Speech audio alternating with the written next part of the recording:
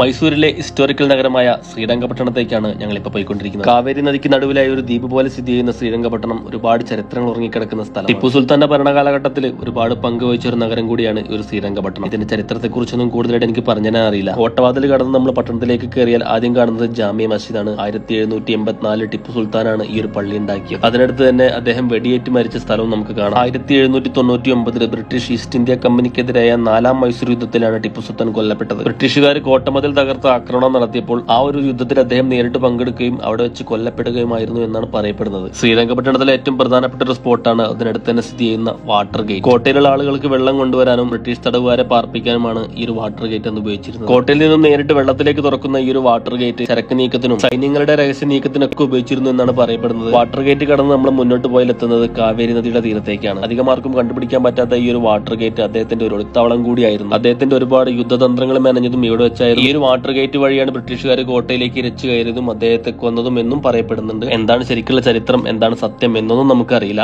Water ഗേറ്റിന്റെ ചരിത്രത്തെ കുറിച്ച് ഞാൻ ഗൂഗിൾ സെർച്ച് ചെയ്തപ്പോൾ പല സൈറ്റിലും പല രീതിയിലാണ് കാണിക്കുന്നത്. അപ്പോൾ ഇതിന്റെ ചരിത്രം ശരിക്കും അറിയുന്നവരുണ്ടെങ്കിൽ ഒന്ന് കമന്റ് ചെയ്യട്ടോ.